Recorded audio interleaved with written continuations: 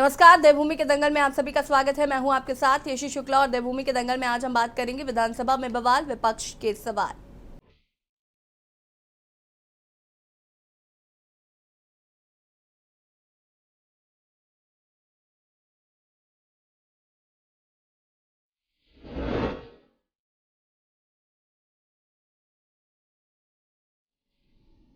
उत्तराखंड के विधानसभा के मानसून सत्र के दूसरे दिन भी विपक्ष के हंगामे के साथ सदन की कार्रवाई शुरू हुई। कांग्रेस के सभी विधायकों ने प्रदेश के विभिन्न मुद्दों को लेकर जमकर प्रदर्शन किया है। कांग्रेस विधायकों ने सरकार पर विपक्ष के सवालों से बचने का आरोप लगाया, तो वहीं गन्ना किसानों को ब्याज मुक्त ऋण देने की मांग को लेकर निर्दलीय विधायक उमेश कुमार ट्रैक्टर लेकर विधानसभा पहुंचे। सुरक्षा कर्मियों ने उन्हें विधानसभा के मुख्य गेट पर रोका। आपदा प्रभावितों को उचित मुआवजा दिए जाने की मांग उमेश कुमार द्वारा की गई। वहीं कांग्रेस विधायकों ने सदन के भीतर भी सत्र की छोटी अवधि का मुद्दा उठाया है। विपक्ष ने सरकार से सत्र की अवधि बढ़ाने की मांग की है। हालांकि मुख्यमंत्री का कहना है कि सरकार विपक्ष के सवालों का जवाब दे रही है। यहाँ सदन में आज राज्य सरकार अनुपूरक बजट पेश करेगी। मुख्यमंत्री कहना है सरकार समेकित विकास की तरफ आगे बढ़ रही है। आज इसी मुद्दे पर चर्चा करेंगे। इससे पहले रिपोर्ट।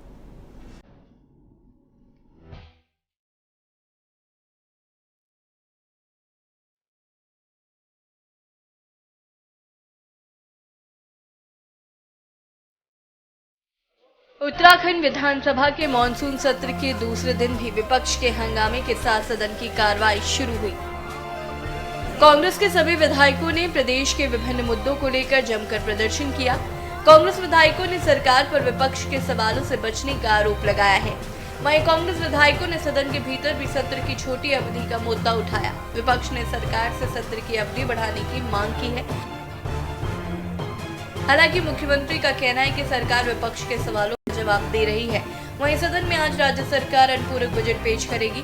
मुख्यमंत्री का कहना है कि सरकार समेकित विकास की तरफ आगे बढ़ रही है। देखिए, सामान्य बजट में सभी प्रावधान पहले से ही किए गए हैं। उसमें सभी क्षेत्रों का, सभी वर्गों का, सभी विभागों का ठीक प्रकार से विकास हो और उत्तराखंड के लिए जो एक समावेशी विकास है, जिसको हमने समेकित रूप से पहले ही प्रावधानित किया हुआ है, उसमें आगे की प्रक्रिया को चलाने के लिए जहाँ जहाँ उसमें एडिशन करना है, जहाँ जहाँ चीज़ों को बढ़ाना है, वो अनुपूरक बजट के रूप में लाया जा रहा है।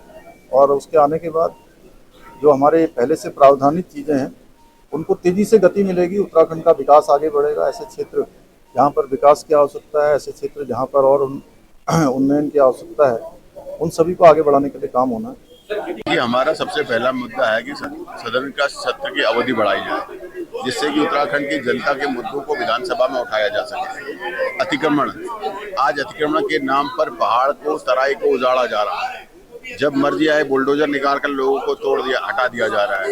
आपदा से पूरा प्रदेश त्रस्त है और सरकार सोई हुई है। पिछले गेहूं की फसल में जो आपदा से लोग ग्रस्त रहे, उनको मुआवजा नहीं मिला। इस बार पूरे प्रदेश में आपदा है, बागवानी है, लोगों के घर टूट गए हैं, मुआवजे की कोई व्यवस्था नहीं है। 6 महीने से बेरोजगार धरने पर बैठा है सीबीआई की मांग को लेकर। अब तो हाकम सिंह जैसे मुख्य अभियुक्त भी छूट गए हैं सरकार की लचर कमजोर पैरवी के कारण। तो सीबीआई की मांग क्यों नहीं? मेरा ये कहना है कि सरकार उत्तराखंड के, चाहे युवा की बात हो, चाहे महिला की बात हो, चाहे किसान की बात हो, चाहे हमारे छोटे व्यापारियों की बात हो, चाहे जो है कानून व्यवस्था की, कहीं पर भी जो है सफल नहीं दिखाई देती। और अपनी असफलता को छुपाने के लिए, डर को छुपाने के लिए सरकार सत्र की अवधि कम कर उन मुद्दों से भागना चाहती है, उनका सामना नहीं करना। वहीं सदन के दूसरे दिन भी गन्ना किसानों को ब्याज मुक्त ऋण देने की मांग को लेकर निर्दलीय विधायक उमेश कुमार ट्रैक्टर लेकर विधानसभा पहुंचे। सुरक्षा कर्मियों ने उन्हें विधानसभा के मुख्य गेट पर ही रोक लिया। विधायक उमेश कुमार ने सरकार से आपदा प्रभावितों के उचित मुआवजा दिए जाने की मांग की है। वहीं विपक्ष ने आज भी सदन में अतिक्रमण हटाओ अभियान के नाम पर व्यापारियों के उत्पीड़न का भी आरोप लगाया, जिस पर मुख्यमंत्री पुष्कर सिंह धामी ने अधिकारियों को निर्देश दिए हैं कि इन अभियान के तहत सामान्य व्यापारियों और लोगों को अनावश्यक परेशान न किया जाए, लेकिन वनों में हुए अवैध अतिक्रमण को हटाया जाएगा। सबसे लापरवाह मंत्री हैं, वो मंत्री नहीं है, विदेश मंत्री हैं। उनके यहाँ वन वे कम्युनिकेशन है सतपाल महाराज जी के। उनको प्रवचन देने की आदत है, तो वो चाहते हैं कि बस जनता सुने, उनकी आवाज उन तक ना पहुंचे। जनप्रतिनिधियों को वन वे कम्युनिकेशन जनता की तरफ से होता है, पब्लिक की तरफ से होता है। जनता की बात सुननी चाहिए। उनके हवाई दौरे, 1.5 साल पहले से मैं इस सदन में आवाज उठा रहा हूं कि मेरे क्षेत्र के तटबंधों को बना दीजिए, मेरे क्षेत्र के तटबंधों को बना दीजिए, हम भारी बाढ़ से हमें जूझना पड़ेगा। और वही हुआ। 1.5 साल पहले मैंने जल शक्ति मंत्री जी को फोन लिखा, उन्होंने मुझे आज अभी 6 महीने पहले मुझे पत्र आया, बोले कि साहब 1.5 महीना पहले हमने तटबंधों को बनाने के संबंध में कुछ हमारी जानकारियां मांगी थी, उसका 1.5 साल हो गया। माननीय जल शक्ति मंत्री जी के कार्यालय को आज तक इनके कार्यालय से जवाब नहीं दिया गया। लगातार अभी प्रश्नकाल चला है और जितने भी पक्ष विपक्ष माननीय सदस्यों ने जो भी प्रश्न वहां पर पूछे हैं, सभी प्रश्नों का जवाब दिया जा रहा है और सरकार त्वरित रूप से काम कर रही है। अतिक्रमण के मुद्दे पर मैंने कल भी एक सभी को निर्देशित किया है कि माननीय न्यायालय का जो आदेश है और उसके क्रम में सभी जिलाधिकारियों को हमने निर्देशित किया है, सभी जिलाधिकारियों को कहा है कि इसकी आड़ में जो हमारे सामान्य व्यापारी वर्ग के लोग हैं, आम जनता के लोग हैं, सामान्य जनता के लोग हैं, उत्तराखंड के रहने वाले किसी भी व्यक्ति को अनावश्यक रूप से परेशान न किया जाए। अलबत्ता ये जरूर हमने कहा है कि सरकार ने जो अतिक्रमण का अभियान चलाया था वो जो है जंगलों के अंदर जो ऐसे प्रतीक स्थल खड़े कर दिए गए थे जिनके नीचे कोई अवशेष प्राप्त नहीं हुए हैं, वो हमारा अभियान है कि फॉरेस्ट लैंड पर ऐसे जितने भी अतिक्रमण है उनको खाली करवाएंगे। कुल मिलाकर उत्तराखंड विधानसभा के मानसून सत्र के दूसरे दिन भी विपक्ष ने जमकर हंगामा काटा। एक तरफ जहां विपक्ष सदन में अतिक्रमण हटाओ अभियान, बेरोजगारी, आपदा और महंगाई जैसे मुद्दों पर सरकार को घेर रहा है, तो दूसरी तरफ सदन की छोटी अवधि को भी विपक्ष ने मुद्दा बना दिया है। देखना होगा आगे सत्र की कार्रवाई सरकार कैसे चलाती है और विपक्ष सत्र का चलाने में सहयोग करता है या नहीं। Uttarakhand desk report. जी हाँ, तो सदन की कार्रवाई जो है वो शुरू हो चुकी है और विपक्ष जो है वो सरकार को घेरने की लगातार कोशिश कर रहा है। आपको ये भी बता दें कि लगातार मुआवजे की मांग जो है वो उठाई जा रही है, क्योंकि आपदा ग्रस्त जो लोग हैं उनको अभी तक मुआवजा नहीं मिला है। इसकी मांग लगातार की जा रही है, सरकार से सवाल पूछे जा रहे हैं। इस सत्र की अवधि कम है, इसको लेकर भी विपक्ष लगातार सवाल पूछ रहा है।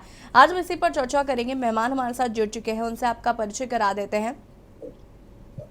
हनी पाठक जी, प्रदेश प्रवक्ता बीजेपी, राजेंद्र चौधरी जी, प्रदेश महामंत्री कांग्रेस से हमारे साथ जुड़ चुके हैं। पीसी थपलिया जी, वरिष्ठ नेता यूकेडी से हमारे साथ जुड़ चुके हैं। गिरधर शर्मा जी, वरिष्ठ पत्रकार हैं, वो भी हमारे साथ जुड़ चुके हैं। आप सभी का बहुत बहुत स्वागत। सबसे पहले हनी पाठक जी, शुरुआत आपसे ही करूंगी मैं। सदन जो है वो शुरू हो चुका है, दूसरा दिन भी हंगामे की वेट रहा। अगर हम बात करें तो विपक्ष कई सवाल पूछ रहा है। विपक्ष ऐसा कह रहा है कि हम सवाल पूछ रहे हैं लेकिन सरकार जवाब नहीं दे रही है। देखिए, ऐसा है, विपक्ष जो ये आडंबर रचाता है ना कि हम सवाल पूछ रहे हैं, पक्ष सत्ताधार उसका जवाब नहीं दे रहा है।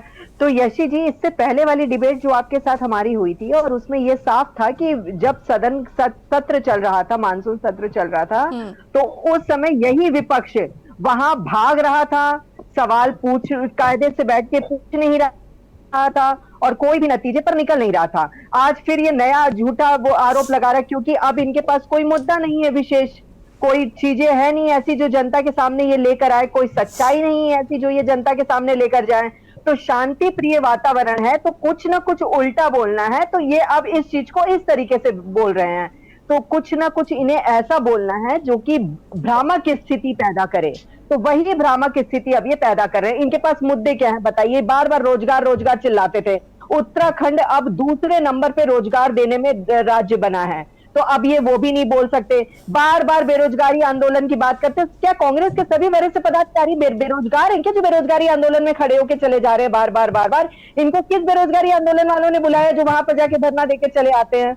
तो इस तरीके की जो भ्रामक स्थिति फैलाते हैं, इस तरह की भ्रामक स्थिति फैलाना बंद कर दें। अंकिता भंडारी वाले मैटर अभी मैं सुन रही थी, तो एक बात मुझे बताइए, अंकिता भंडारी वाले मैटर में त्वरित कार्यवाही करी गई है, तुरंत उनके परिवार को मुआवजा दिया गया, फास्ट ट्रैक कोर्ट में मामला गया, कोई भी बिना हील हवाली दिए गए वहां पर जो भी अपने पार्टी के लोग थे उनको निष्कासित किया गया।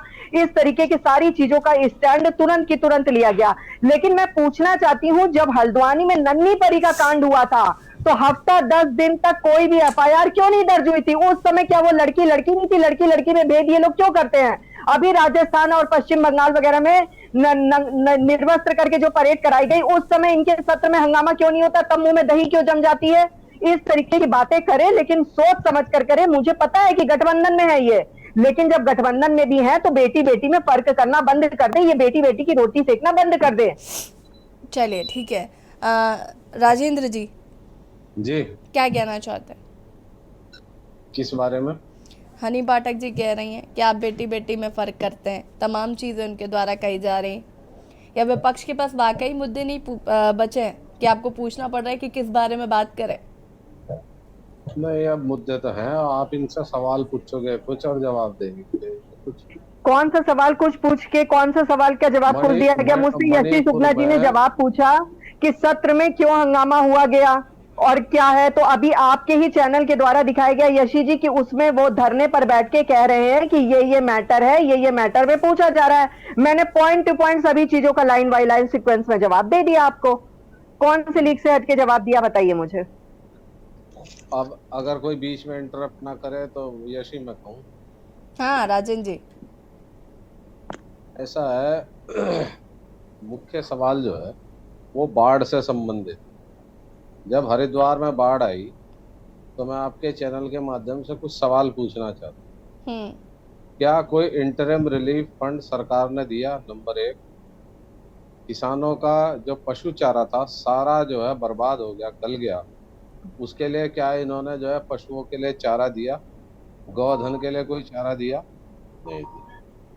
तीसरी चीज ये है कि लगभग 2.5 तहसील, आधी भगवानपुर, आधी रुड़की और पूरी लक्सर और कुछ भाग जो है हरिद्वार सदर का, वो बाढ़ से प्रभावित हो गया। सारी जो फसलें हैं वो कहीं कहीं 80, कहीं 90, कहीं 100% तक जो है वो बर्बाद हो गई। इतना कुछ होने के बाद भी पूरे जिले में 50, 60, 70% तक जो है फसलें प्रभावित हुई। जिले को पूर्णतः प्रभावित नहीं घोषित किया, उसे आंशिक आपदाग्रस्त जनपद जो है घोषित किया गया। आंशिक का जो मुआवजा है उसकी दरें अलग है और जो पूर्णतः प्रभावित है उसका मुआवजा अलग। सरकार 2,000 रुपए प्रति हेक्टेयर का मुआवजा दे रही है और 2,000 रुपए हेक्टेयर में जो फसलों में, जो खेत में जो रेत घुस गया, गाद चढ़ गई और जो फसल बर्बाद होगी उसे बहाया भी नहीं जा सकता, उसकी जुताई भी नहीं की जा सकती।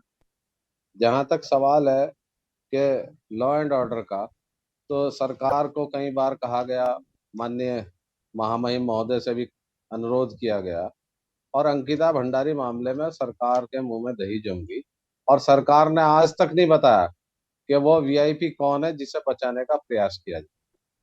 मणिपुर में 132 मिनट के माननीय प्रधानमंत्री जी के भाषण में मात्र 2 मिनट उन्होंने मणिपुर के संबंध में चर्चा की, वरना हंस हंस के, जबकि इतना गंभीर मसला था और उन्होंने कहाँ कहाँ की कांग्रेस की, इसकी उसकी चर्चाएं की, लेकिन मणिपुर में जो महिलाओं के साथ हुआ उस पर खेद तक प्रकट नहीं। मणिपुर में हजारों की संख्या में हथियार लूट लिए गए। बॉर्डर का क्षेत्र है, उग्रवाद प्रभावित क्षेत्र उसके आसपास के हैं, उस पर कोई कार्रवाई नहीं की। वहां की महामहिम गवर्नर जो है उन्होंने खुद स्वीकार किया कि लॉ एंड ऑर्डर मणिपुर में पूरी तरह से ध्वस्त हो गया, उस पर कोई कार्रवाई संसद में नहीं हुई, कोई सरकार की तरफ से। उत्तराखंड में बेरोजगारी का बहुत बुरा हाल, पेपर लीक का बहुत बुरा हाल है और पेपर लीक के और ये जो यूके SSC के जो मास्टर हैं हाकम सिंह रावत जी, उनकी सुप्रीम कोर्ट ने जो है जमानत दे दी और राज्य सरकार की कमजोर पैरवी का नतीजा है। वो नुकसान किसका है?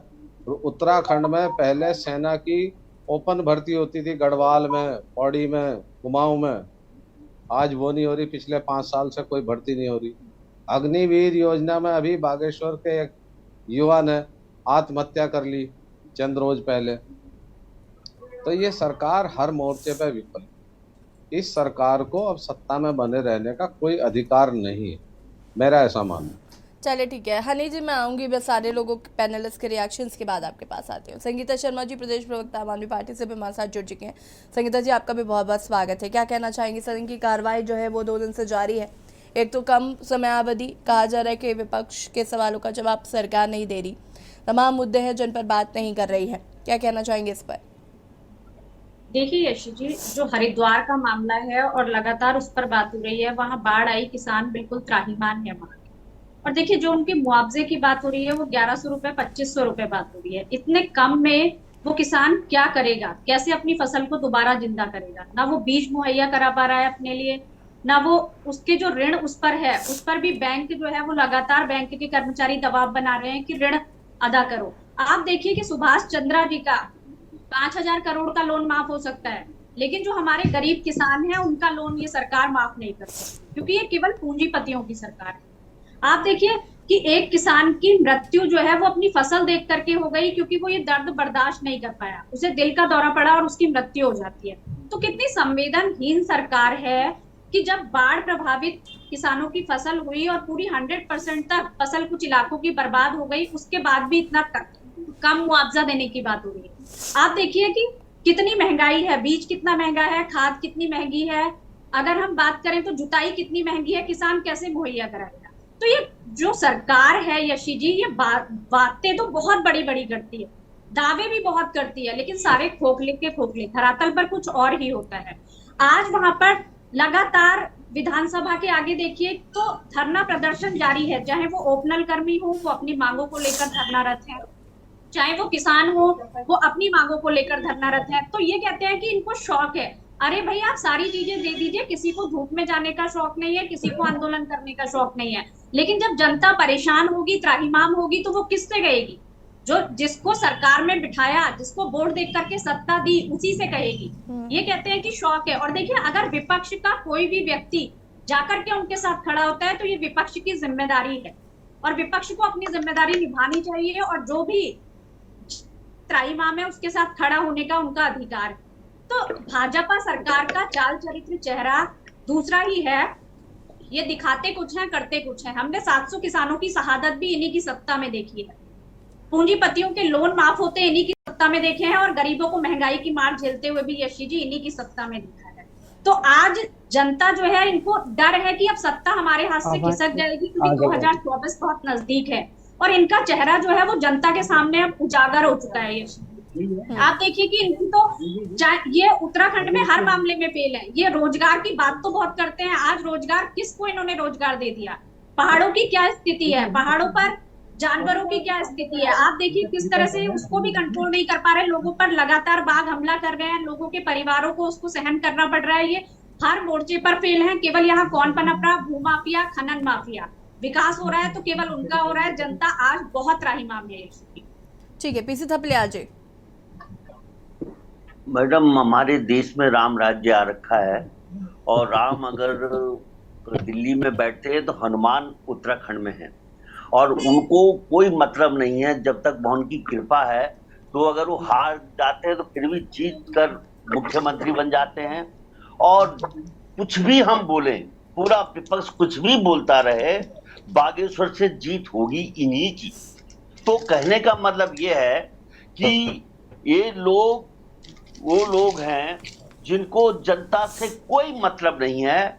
इनको टोटली अगर यूनिफॉर्म सिविल कोड की चिंताएं हैं, इनको चिंता है कि किस तरह से इंडिया भारत पूरा हमारा पहाड़ के लोग जितने आजकल उसी में बिजी हैं, इंडिया और भारत में। ये भगवान, ये दुर्गति। अभी शाइनिंग इंडिया वाले आज इंडिया को खलनायकी के रूप में देखने लग गए। जय हो श्री राम की। मतलब मैं किस तरह से आज उत्तराखंड बर्बादी की दहलीज पे पहुंच गया, और जिस तरह से हमारे राम जी कर रहे हैं वही हनुमान जी कर रहे हैं। अगर राम जी ने महिलाओं के प्रति आंख मूंद रहे हैं तो हमारे हनुमान भी यहाँ अंकिता के प्रति आंख, कोई वीआईपी का नाम लेके नहीं, चाहे सर फोड़ दे पूरा पहाड़। आज पहाड़ में पूरी एक तरफ से बर्बाद करके रख दिया, उसके बाद आंख खोली। बोला गया है उनको बेटा बहुत जल्दी रिएक्ट मत करना, पहले बर्बाद होने देना, टूटने देना गढ़वालियों के घर दुकानें, और उसके बाद जब गढ़वालियों की पूरी दुकानें टूट जाए तब आंख खोलना। बंद करो बंद करो, और उधर बंद और इधर खत्म। तो इस तरह से जो चला जा रहा है, और अभी आ रही है इन्वेस्टमेंट, वर्ल्ड इन्वेस्टमेंट 68 करोड़ लग रहे हैं उसमें पर स्वयं राम जी यहाँ आएंगे और इस पहाड़ की लैंड को माफियों के हवाले कर जाएंगे, और हम नंगे भूखे चौराहे पे खड़े रहेंगे।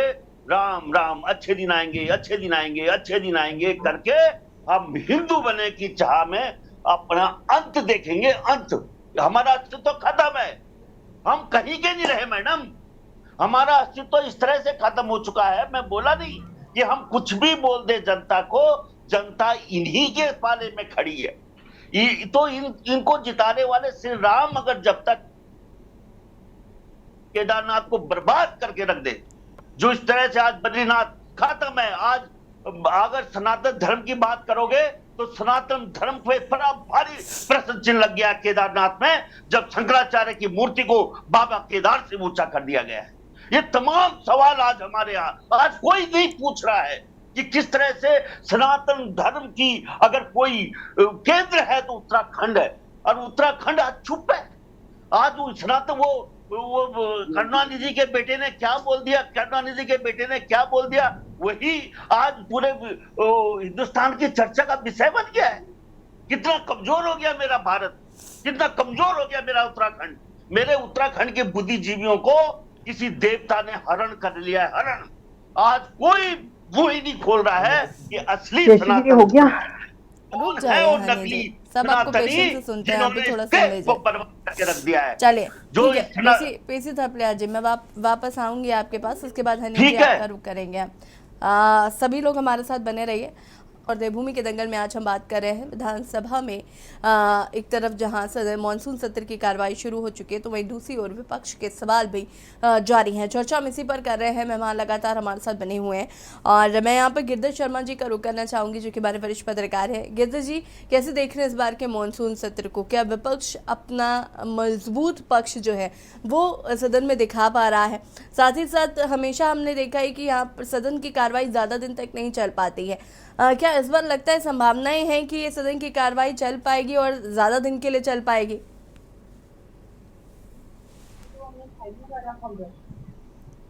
आवाज जी जी, आवाज आ रही है? जी जी मुझे आपको तो जी सभी को नमस्कार।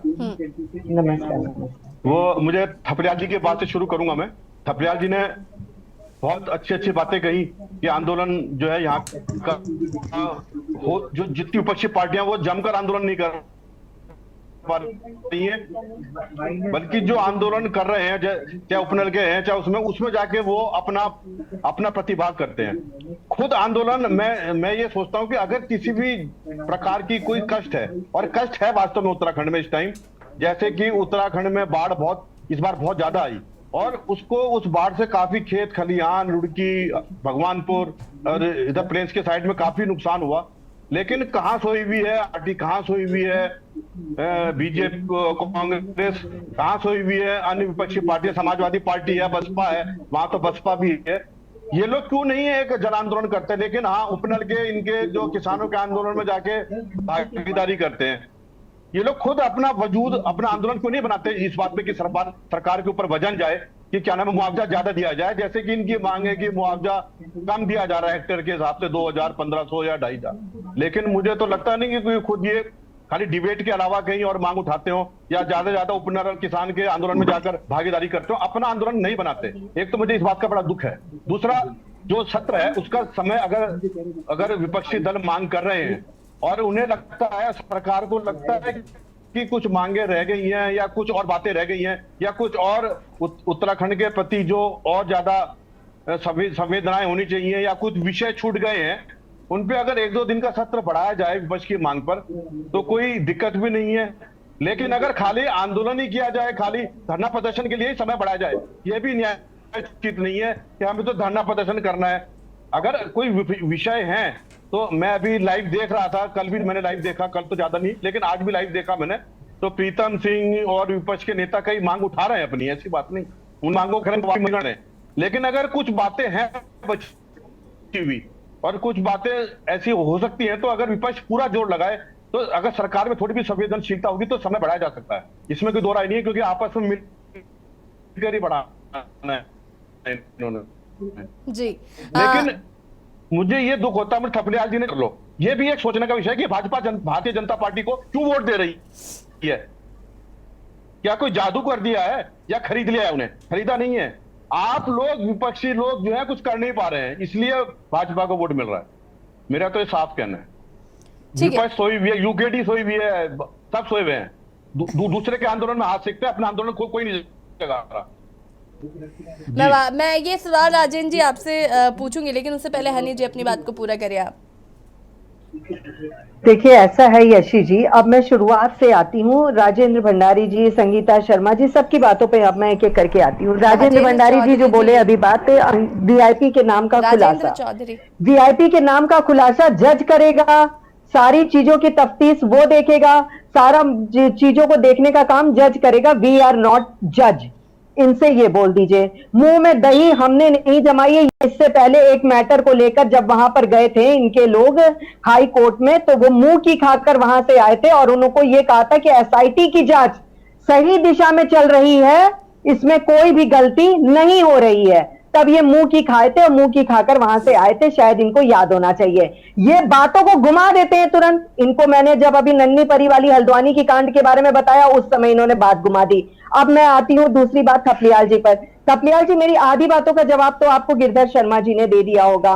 गिरधर शर्मा जी, इनको अभी भी भ्रम है। मैं अभी अपने पॉइंट में यही कह रही थी कि मुद्दे इनके खुद के नहीं होते हैं, मुद्दों में ये दूसरों के जाकर रोटी सेकते हैं। ये वो करते हैं जो इनको नहीं करना चाहिए, तब जनता इनको नहीं अपना रही है। आप क्या बोल रहे थपलियाल जी, आपको तो यही नहीं पता। आप ये कह रहे हैं कि जनता इनको क्यों वोट दे रही है। जनता हमें इसलिए वोट दे रही है क्योंकि जनता जानती है कि हमारा भला कौन सी सरकार कर सकती है, वो भारतीय जनता पार्टी की सरकार है। और मुझे तो ये एकदम भी अचरज हो रहा है जान के कि आप सबके पैरों के नीचे जमीन नहीं है, लेकिन कमाल की बात है कि आप में से किसी को भी यकीन ही नहीं है। और तीसरी बात पर मैं अब आती हूं आप लोगों के, संगीता शर्मा जी कहती दिखाई देती हैं कि आपदा आपदा और ये वो फलान ढिकान। मैं एक बात का इनको जवाब देना चाहती हूं कि जो भी क्षेत्रों को आपदाग्रस्त, आपदा के दौरान जिस तरीके से भारतीय जनता पार्टी के तमाम मंत्री, विधायक, प्रभारी मंत्री, खुद मुख्यमंत्री, सब प्रभारी मंत्री जी, विधायक वगैरह को तो बाद में हटा दीजिए किनारे, जो देश राज्य का मुखिया है, मुख्य सेवक श्री पुष्कर सिंह धामी जी, वो 24/7 तैनात खड़े थे, लगातार औचक निरीक्षण कर रहे थे, एयर एम्बुलेंस की सेवा लगातार खुली हुई थी। और वो जिस तरीके से एक बेटा और भाई का फर्ज अदा कर रहे थे, वो शायद दिल्ली में जब आपदा आई थी और भीषण दशा देखने को दिखाई दे रही थी, उस समय अरविंद केजरीवाल जी शीश महल में आराम फरमाते नजर आ रहे थे। अब ये कहेंगे दिल्ली चली जाती है, दिल्ली इसलिए चली जाती है क्योंकि जहां आपकी सरकार होगी हम वहीं जाएंगे, वहां नहीं जाएंगे जहां आपकी सरकार नहीं होगी। अब चौथी बात पे मैं आती हूं कि बागेश्वर का उपचुनाव हो रहा है। बागेश्वर के उपचुनाव में आपका कौन है कैंडिडेट? इसलिए नहीं है संगीता शर्मा जी क्योंकि अब आप गठबंधन में हैं, अब आप उधर जा रहे हैं। कम से कम अपने कैंडिडेट तो खड़ा करो। आपका वजूद रहा क्या? वजूद आपका नील है और वजूद नील ही रहेगा। तीसरी बात मैं अब आपको ये बताती हूँ, अभी आपने कहा अनुपूरक बजट होना चाहिए। गिरधर शर्मा जी ने एक बात कही कि अगर कोई पॉइंट ऐसा हो जिससे मानसून के सत्र को बढ़ाया जाए तब तो मानसून का सत्र बढ़ेगा, लेकिन बेवजह अगर आप वहां जाकर टेबल पटकोगे, फालतू की बातें करोगे, तो मानसून सत्र बढ़ा के किसी के पास इतना फालतू समय नहीं है। अभी अभी तुरंत आया है अपडेट, आप जरा उस अपडेट को अगर देखें तो 11,000 करोड़ रुपए का बजट पेश किया है अभी वित्त मंत्री श्री प्रेमचंद अग्रवाल जी ने, जिसमें कि 10% क्षैतिज आरक्षण और अम्ब्रेला एक्ट जैसे कुल 12 विधेयक विधानसभा में अभी थोड़ी देर में पेश होने वाले हैं।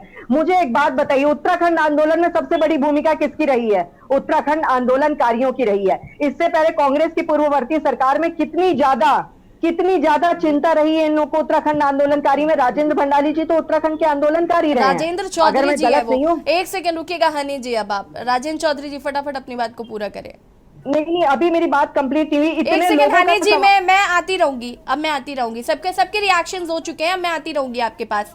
मिनट मुझे और चाहिए। अभी ये कहते हैं अतिक्रमण की बात पे राजेंद्र जी जरा मुझे एक बात बताइएगा, 2014 में किसकी सरकार थी और वो हरदा ने क्या रूल लागू किया था कि 500 मीटर का 5 मीटर के दायरे में कोई भी अतिक्रमण का एरिया नहीं आएगा, कुछ भी वो नहीं रहेगा, ये सब नहीं रहेगा, अतिक्रमण हटाओ अभियान शुरू किया था। इस तरीके की जो चीजें थी वो विधेयक किसने पास किया था, जरा हरदा से पूछ कर आइए और यहाँ पर तब आकर बैठिए जो ये अतिक्रमण चिल्ला रहे हैं।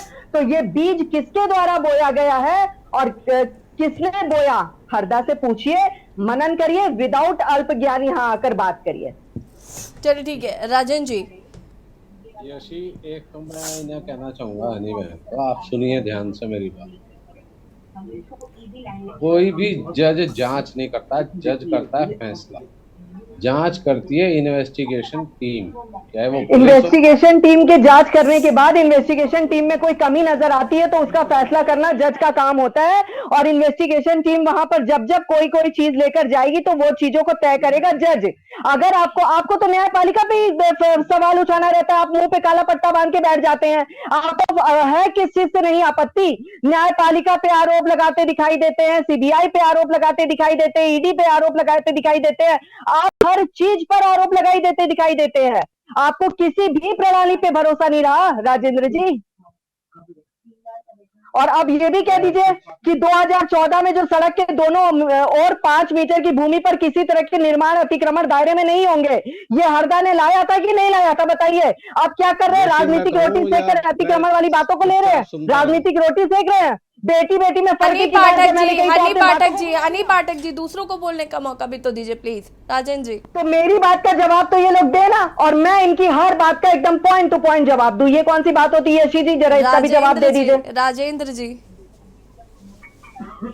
यशी, केंद्र सरकार द्वारा प्रति हेक्टेयर 17,000 रुपए मुआवजा तय हुआ है केंद्र सरकार द्वारा, और अभी तक केंद्र सरकार ने 1 रुपया भी बाढ़ ग्रस्त के लिए कोई उन्होंने अनुदान अभी जारी नहीं किया आज की डेट तक। जो अनुदान राज्य सरकार दे रही है वो अपने स्वयं के बजट से अनुदान दिया जा रहा है। अभी तो कह रही है संगीता शर्मा जी अनुदान दिया ही नहीं जा रहा है, आप कह रहे हैं अनुदान दिया जा रहा है। सरकार ने नहीं दिया, मुआवजा दिया जा रहा है, वो राज्य सरकार दे रही है।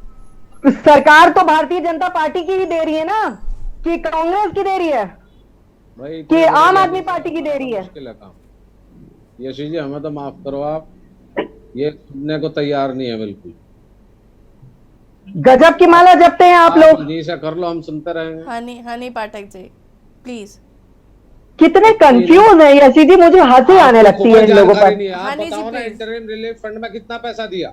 आप बताओ। पिछले इतने ज्यादा कंफ्यूज हैं, कभी कहते हैं बजट पारित ही नहीं किए हुए हैं, और कभी कह रहे हैं कि बजट में इतना चीज आ गई है। आपको तो ये भी नहीं पता गन्ना रबी की फसल है या खरीफ की है, ना आपको पता ना आपके मुख्यमंत्री को पता।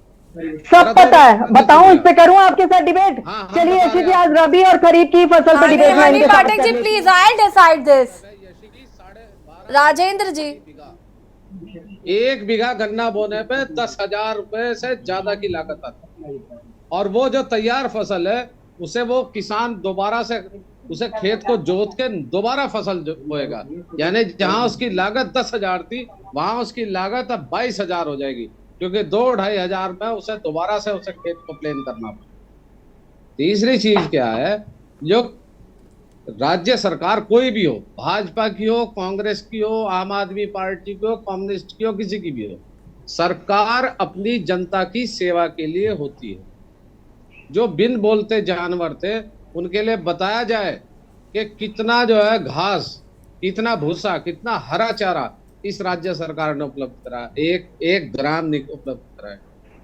तीसरी चीज क्या है, पिछले 9 साल की सरकार में, 6 साल की धामी जी की सरकार में गन्ने पे कितना रेट बढ़ाया गया और कितनी महंगाई बढ़ गई।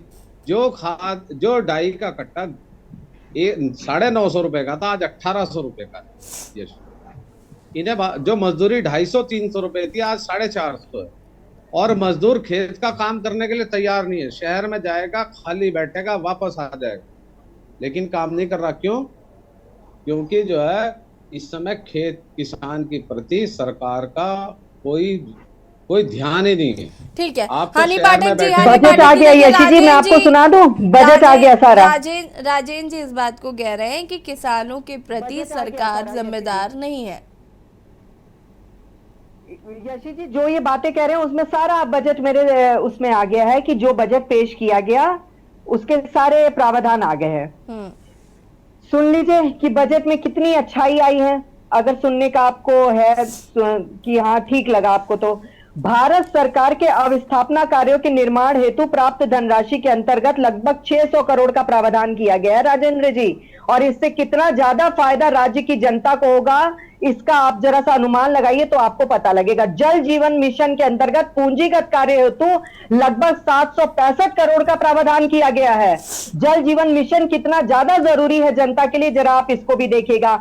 आवास एवं शहरी विकास के अंतर्गत अवस्थापना एवं सुदृढ़ीकरण के हेतु लगभग 321 करोड़ का प्रावधान किया गया है। आप जरा मुझे एक बात बताइए, ईजा बोई योजना के बारे में कभी आपने सुना था कि ईजा बोई योजना भी कभी लागू होनी चाहिए? क्योंकि हम लोगों के पहाड़ में ईजा वगैरह का बहुत ज्यादा अच्छा महत्व रखा गया है और ये सारी चीजें माँ के रूप में देखा जाता है। बोआई हमारे उत्तराखंड की शान मानी जाती है, तो ईजा बोई शगुन योजना हेतु लगभग 10 करोड़ का प्रावधान किया गया। कभी आपने सोचा भी है कि इस तरीके का प्रावधान भी कभी लागू होना चाहिए? नंदा गौरा हेतु लगभग 95 करोड़ का प्रावधान किया गया है। नंदा गौरा कौन सी योजना है आपको पता है? इससे बालिकाओं का विकास होता है, महिलाओं का विकास होता है, लेकिन आप महिलाओं को विकसित होते कभी कैसे देख सकते हैं? बालिकाओं का खतलियाल जी, बजट को लेकर चर्चा है, अनुपूरक बजट आया है, उसको मैं यशी जी के एक सामने सेकंड रख देती हूँ। हानि जी, पूरा डिबेट का समय मैं आपको दे दूं क्या? पीसी थपलियाल जी, इतना अच्छा आया तो बजट को तो रखना पड़ेगा ना चैनल के सामने। विधानसभा अभी तुरंत ही आया है, अगर थोड़ी देर पहले आता तो फिर आप पहले उसको चला दी होती। डिबेट में बैठी हूँ तो अपनी सरकार की उपलब्धि तो मैं बताऊंगी। पीसी थपलियाल जी, इतना अच्छा बजट से भारतीय जनता पार्टी लाती है थपलियाल जी, आपने तो अभी जनता को ही हानि तोड़ दिया। हानि पाठक जी एक सेकंड प्लीज। हानि पाठक जी सुन लीजिए जरा पीसी थपलियाल जी को भी। पीसी थपलियाल जी, देखो ईजार बोई और 10 करोड़, अरे आपको ईजा बोई से कोई मतलब नहीं होगा, क्योंकि ना तो आपको माता से मतलब है, ना इस तरह की कोई योजना से मतलब है। अब ये बोलेगी, ये सिखाएगी हमें इस उम्र में, बताओ। जिसको ये नहीं मालूम कि जो वो आया कि उसमें उत्तराखंड में एम्प्लॉयमेंट नंबर 2 स्थान पे है। बिल्कुल है, बिल्कुल है। अगर गलत है तो आप उस पर रिट डालिए, अरे रिट आरटीआई डाल दीजिए। समझा दूंगा 2 मिनट में तुम्हें कि तुम अरे डाल दीजिए ना। अरे आपकी यही लैंग्वेज और यही आंखें चौड़ी करने की आदत पे आप कई बार टोके जा चुके अरे हैं। भगवान, जिस स्टेट में नौकरियां बेची जा रही हो, पूरा करा रहे हैं युवा, जहां उपनल के कर्मचारी तुम्हारे दहलीज में संसद में खड़े हैं, वो बोल रहे यहाँ पे कि नंबर 2 स्थान पे है। अरे कहाँ है जिसको तुम नंबर 2 समझो? आपको आरटीआई डालने से क्या हानि पाठक ने रोका? अरे यही डालिए। नहीं डाल रहा हूं मैं, ये भगवान अकल ही नहीं है आपको कि क्या था वो। सारी आपको ज्ञानवर्धक चूर्ण आप लेके बैठे हैं, किसी और को अकल ही नहीं है। भाई तुम तो ऐसे सभी को समझा रहे हो यहाँ पे, हम देख रहे हैं, परेशान हो गए हम। क्या यही दिन देखने को मिले हमें? ज्ञानवर्धक चूर्ण तो आप लेके बैठे हैं। यहाँ पे आई है, अरे पीएफ नंबर 2 पे है उत्तराखंड में। और क्यों है मैं बताऊंगा। वो एम्प्लॉयमेंट नहीं है, ईपीएफ इसलिए है कि यहाँ केंद्र कर्मचारियों का सबसे बड़ा अड्डा है उत्तराखंड। यूपी भी अड्डा नहीं कहा जाता उसको, पहले तो लैंग्वेज में सुधार करिए। केंद्रीय कर्मचारियों का अड्डा नहीं बोला जाता, केंद्रीय कर्मचारी का आवास कहा जाता है। केंद्रीय कर्मचारी का नौकरी का ऑफिस कहा जाता है। रुकिए जरा। अड्डा किसे कहते हैं आपको पता है? संगीता जी, अड्डा संगीता किसे जी, कहते हैं आपको संगीता पता जी है? अपनी बात रख सकते हैं आप। एक second PC Thapliyal ji please. Hani Pathak जी बीच में सबको इंटरप्ट करना बंद करिए। यशी जी, हमने करोड़ों के बजट आते हुए देखे हैं, करोड़ों के बजट घोषित होते हुए देखे हैं, करोड़ों की योजनाएं भी घोषित होते हुए देखी हैं। हाँ जी, लेकिन वो धरातल पर कितनी मुकम्मल होती है, इसको भी यशी जी अच्छे से देखा है। ये जल जीवन मिशन की बात कर रही थी, बता दें आंकड़ा कि पहाड़ों में कितने लोगों को पानी मिल चुका है। कितना बड़ा घोटाला हुआ है उसमें। बस लाइट पाइपलाइन तो धरातल की स्थिति के बारे में उनको यशी जी पता नहीं है। ये केवल जो आया उसको कागजी तरह से पढ़ने में बहुत माहिर हैं, अपनी योजनाओं को बिल्कुल अच्छे से बता देंगे। हाँ, इसके बाद अगर राजन जी इन्होंने आते हैं। किसानों का इतना भला कर दिया तो यशी जी आज किसान क्यों खड़े हैं? मुझे तो इसका जवाब चाहिए ना। अगर किसान संतुष्ट हैं तो आज क्यों खड़े हैं? इससे पहले भी उन्होंने एमएसपी के लिए आंदोलन किया। अगर युवा संतुष्ट है, हमारे जो है रोजगार में नंबर 2 पे कर्मचारी क्यों विधानसभा के बाहर खड़े हैं? बताए ना, ये क्यों बाहर खड़े हुए हैं? जब इन्होंने सब कुछ कम कर दिया, महंगाई इतनी कम कर दी, तो लोग क्यों महंगाई से त्राहिमाम हैं? इन्होंने महिलाओं के लिए इतना रोजगार कर दिया, तो आज महिलाएं क्यों त्राहिमाम है? महिलाओं पर क्यों इतनी बदसलूकी हो रही है? इनका लॉ एंड ऑर्डर इतना अच्छा है। हाँ, राजेश जी। ये बातें बहुत अच्छी करते हैं, चाहे यशी जी केंद्र की योजनाएं हो चाहे राज्य की योजनाएं हो। हाँ, योजनाएं लागू करने में भर भर के माहिर है, लेकिन धरातल पर नहीं। स्मार्ट सिटी 100 बनाने थे, कितने बन गए? ये आंकड़ा दे दे। बुलेट ट्रेन चला रहे थे, कितनी बुलेट ट्रेन चल गई बता दे। सांसद 100 गांव गोद ले रहे थे, सांसदों के गांव कहाँ नजारा रुपए बता दीजिए, फलाना है वंदे भारत तो ये देख ही नहीं पाई बेचारी, वंदे भारत तो ये देख ही नहीं पाई बेचारी, जो बुलेट ट्रेन की बात कर रही है, तो वंदे भारत तो ये बेचारी देख ही राजेंद्र नहीं। जी एक सेकेंड, हनी पाठक जी, राजेंद्र जी, वंदे भारत ये देखी हनी नहीं, पाठक इज्जत घर इन्होंने जी, देखा हनी ही पाठक नहीं। जी प्लीज आप इस तरीके से बीच में महिलाओं बात के नहीं प्रति कर सकती। हनी 30% पाठक छात्र जी, नौकरी आरक्षण इन्होंने हनी देखा ही पाठक नहीं। जी एक सेकेंड रुके, राजेंद्र जी। इस समय सदन चल रहा है, हम्म सारी सरकार सदन में मौजूद है, हम्म तमाम अधिकारी जो हैं सचिवालय के और जिलों के तमाम सदन से जुड़े हुए हैं। मैं जैसा अभी हमारी बहन हनी पाठक ने कहा कि रोजगार के मामले में उत्तराखंड दूसरे स्थान पे आ गया पूरे देश में। अगर ऐसा है तो मैं आपके माध्यम से सरकार से मांग करता हूं कि वे व्हाइट पेपर जारी खुशी हनी पाठक जी, व्हाइट पेपर जारी करे सरकार, अगर ऐसा है। देखिए ऐसा है जो ये कह रहे वाइट बोलो। जिस राज्य में पिछले 5 साल से कोई भर्ती नहीं हो रही, जिस राज्य में प्रत्येक भर्ती को लीक होने की वजह से टाला जा रहा हो, कोर्ट के हस्तक्षेप से टाला जा रहा हो, सरकार द्वारा घुमाया जा रहा हो, जहां उपनल कर्मचारी आंदोलनरत हो, जहां बेरोजगार संघ के लोगों पर लाठियां बजाई जा रही हूँ, मैं तो आज हैरान और बहुत आश्चर्य हो गया थपलियाल जी कि उत्तराखंड जो है रोजगार देने में नंबर 2 पे पहुंच गया। अरे झूठ ऐसा तो बोल दो जो कम से कम सही लगे, कहीं थोड़ा बहुत 19-21 का फर्क हो तो चल जाए। उत्तराखंड में 200 करोड़ रुपए का त्रिवेंद्र सिंह रावत ने इन्वेस्टर समिट बुलाया था यशी 2019 या 19 में 2000, हाँ, और 100 रुपया इन्वेस्टमेंट में नहीं आया, अब 68 करोड़ किया जा रहा है। अरे यहाँ जो लोग हैं, जो यहाँ के गांव गरीब के लोग हैं, जो पलायन करके दिल्ली और बंबई में मजदूरी करते घूम रहे हैं, उन्हें रोकने के लिए कोई अच्छी योजना लाओ। जो माताएं, अभी कल आज का अखबार पढ़ रहा था, एक बेचारी बूढ़ी अम्मा अपने पोती के साथ जा रही थी, उसे वो उठा के ले गया, गुलदार उठा के ले गया, उस बच्ची को मार दिया। इस देश में की यशी मैं कभी कभी बहुत हैरान होता हूँ, जहां सरकार का दायित्व अपने लोगों को सुरक्षा देने का है, उन्हें सबल बनाने का है, वहां हमारे देश सरकार बाहर से विदेश से वही ले आई टाइगर। अरे जो यहाँ से 140 करोड़ है, इनका तो पेट पल नहीं रहा, तुम बाहर से टाइगर ले आए। अभी जो है विपक्ष के गठबंधन ने नाम इंडिया रखा तो प्रेसिडेंट ऑफ भारत लिख दिया। अरे आप हिंदी में निमंत्रण पत्र भेज देते कि महामहिम राष्ट्रपति भारत सरकार, प्रधानमंत्री मलेशिया या कहाँ जा रहे हैं, वहां लिख दिया प्रेसिडेंट ऑफ भारत। अरे हिंदी में भेज देते लिख के भारत के प्रधानमंत्री का कार्यक्रम। अगर कल को विपक्ष ने अपने एजेंडे का नाम भारत रख लिया, फिर ये कहाँ डूब के मरेंगे। ये तो हिंदू मुसलमान का यशी एक तो इनके पास पैसा बहुत है इलेक्शन में खर्च करने के लिए, और एक हिंदू मुसलमान का एजेंडा।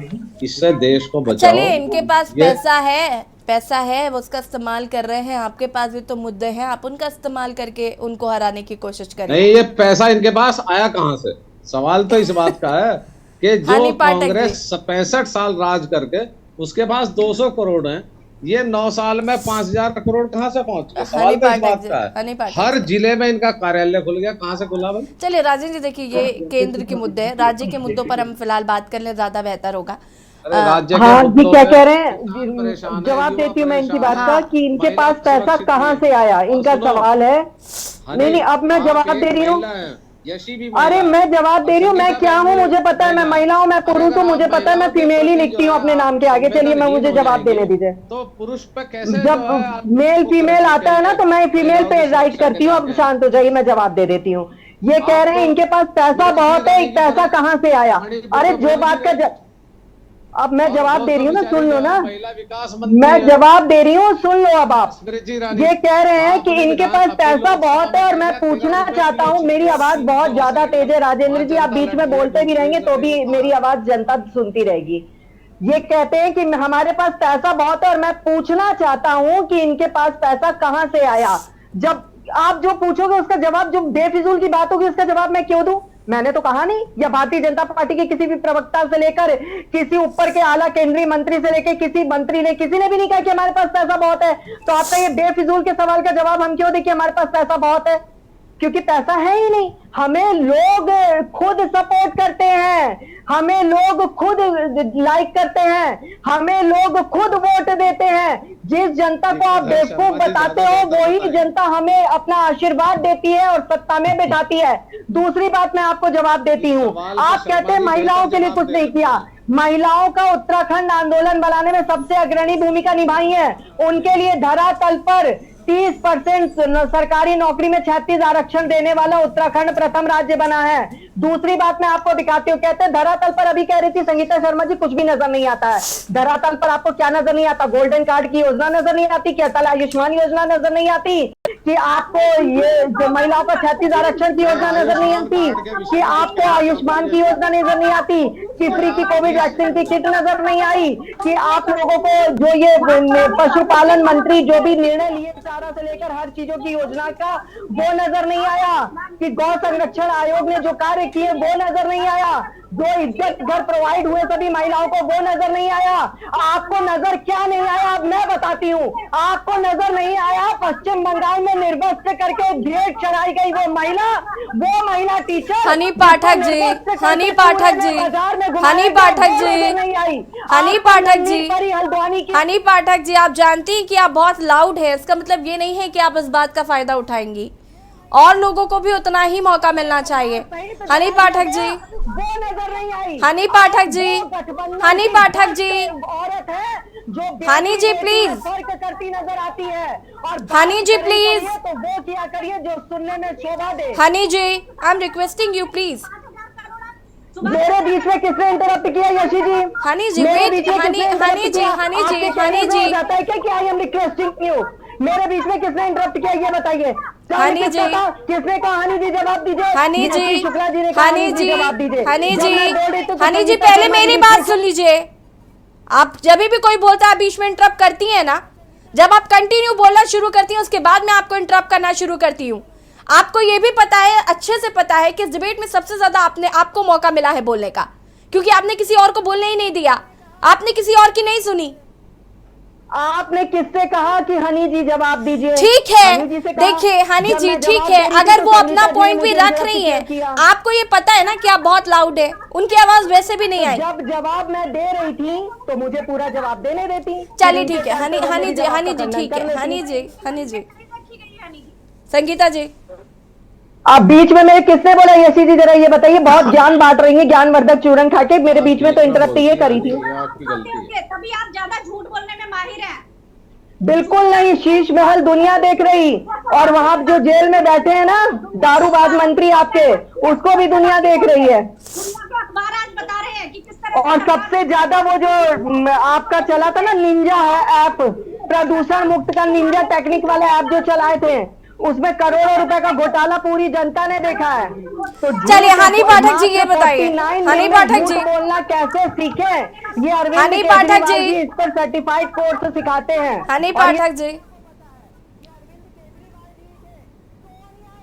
को जेल में डालूंगा, मात्र 1 रुपए की माचिस आती है, इसमें चली जाती है। और आज सोनिया गांधी जी के साथ हाथ में हाथ डालकर कहते हैं गिरधर शर्मा जी अंतिम प्रतिक्रिया में आपकी लूंगी इस पर। तो शर्म किया करो। वही अरविंद गिरधर शर्मा जी, अन्ना हजारे जी की पीठ पे छुरा घोप कर आज आ गए, और वही गिरधर शर्मा जी करावे वहां झाँक रहे नहीं। अरे गिरधर शर्मा जी में भी बोल दो हनी कुछ। अजीत पवार के ईमानदारी का भी सर्टिफिकेट जारी कर। गिरधर शर्मा जी एक चीज पूछना चाहता हूँ, एक सेकंड, मैं सभी लोगों से एक चीज पूछना चाहता हूँ। अंतिम रिएक्शन गिरधर शर्मा जी, आप मेरी बात को जरा ध्यान से सुनिए। उत्तराखंड में आयुष्मान कार्ड है, बहुत अच्छी बात है, मैं भी उसका फेवर करता हूँ। अभी पिछले 15-20 दिन पहले एक बच्चे का पांव टूट गया साइकिल से, हम उसका प्लास्टर कराने के लिए सरकारी हॉस्पिटल में चले गए कि भाई इसके पिता के पास आयुष्मान कार्ड। राजन जी फटाफट अपनी बात को पूरा करेगा। आयुष्मान कार्ड जो है वो सिर्फ उनके लिए है जो वहां भर्ती होगा। अगर आपका हाथ टूट जाए, पैर टूट जाए, चोट लग जाए, तो आपके लिए आयुष्मान कार्ड नहीं है। 1390 रुपए की फीस जमा करके उस बच्चे का प्लास्टर कराएगा। ये आयुष्मान कार्ड की हकीकत उत्तराखंड में है, रुड़की में है। जब कोई गंभीर बीमारी हो के गहने जेवर बेच के 5 लाख रुपए तक का इंतजाम नहीं हो पाता और ऑपरेशन कराना पड़ता है, तब आयुष्मान कार्ड की गिरधर शर्मा जी, अंतिम रिएक्शन आपका लूंगी मैं, प्लीज बाकी सभी को म्यूट करिए, वक्त की कमी है हमारे पास। गिरधर जी, राजेंद्र जी प्लीज, राजेंद्र जी देखिए वक्त की कमी है, गिरधर जी अपनी बात को पूरा नहीं कर पाएंगे। देखिए मैं आपको बताऊं, आयुष्मान कार्ड के बारे में मैं जरूर कहना चाहूंगा कि बहुत अच्छी योजना है ये, और मैं आपको इसका उदाहरण मैं तो लंबा नहीं देना चाहूंगा। अभी हमारे एक बहुत गरीब आदमी, मेरा पड़ोसी है, वो उसको ये डेंगू हुआ, उसके डेंगू के बाद उसकी हालत बहुत खराब होगी, उसके बच्चे की 12 साल के, और वो 2-3 हॉस्पिटल के बाद चक्कर खाते खाते जब वहां पर पहुंचा सेलाकुई के पास सुभारती मेडिकल कॉलेज में, तो उस पर आयुष्मान कार्ड नहीं था। लेकिन आप देखिए उसने उसी टाइम वहां पर आयुष्मान कार्ड बना और उसकी जो है करीब करीब 1.5 लाख का उसको वो बेचारा चंदा कर रहा था, लेकिन उसी टाइम वो मुस्लिम है, लेकिन उसको उसी टाइम उसका फायदा मिला उस मुस्लिम को। खैर कुछ जगह असुविधाएं हो सकती हैं, मैं ये नहीं मानता, जब भी कोई योजना लागू होगी तो कहीं ना कहीं उसमें कुछ ना कुछ प्रॉब्लम भी होगी। आप मुआवजा बांटेंगे, जैसे आप मुआवजा, अभी मैं सामने देख रहा हूं, मेरे सामने टीवी चल रहा है और वो अपने वित्त मंत्री जी लाइव वो उसमें वो कर रहे हैं, बजट को पेश कर रहे हैं। अभी उसमें उन्होंने बोला है कि मुआवजा जो है सबको बांटा जाना शुरू हो गया है और कुछ को बांटा जा रहा है लगातार, लेकिन उसमें जरूर कमियां रह जाएंगी, कुछ ना कुछ छूट जाएंगे, कुछ सिफारिश वाले होंगे, कुछ ना कुछ ऐसे होंगे जिनको की नुकसान हुआ लेकिन उन्हें मिल नहीं पाएगा। इसके लिए ही तो विपक्ष का काम है कि विपक्ष की पार्टियां इस पर निगाह रखें, नजर रखें कि ये कैसे हो, किस तरह से कुछ सुविधा, अगर सुविधा होती है तो उसको जिलाधिकारी तक ले जाएं। ये सब करने की बात है, सिर्फ डिबेट से काम नहीं चलेगा, इसके लिए सबको संयुक्त रूप से प्रयास करना पड़ेगा। खासतौर से मैं तो धरातल पर से सरकार को ही नहीं, विपक्ष को भी काम करना पड़ेगा। आप सभी का बहुत बहुत शुक्रिया चर्चा में शामिल होने के लिए। और देवभूमि के दंगल में आज हम बात कर रहे थे, एक और जहां पर सदन की कार्रवाई चढ़ी तो वहीं दूसरी ओर विपक्ष का हंगामा जारी है। देवभूमि के दंगल में फिलहाल इतना ही, देखते रहिए के न्यूज़ इंडिया। नमस्कार।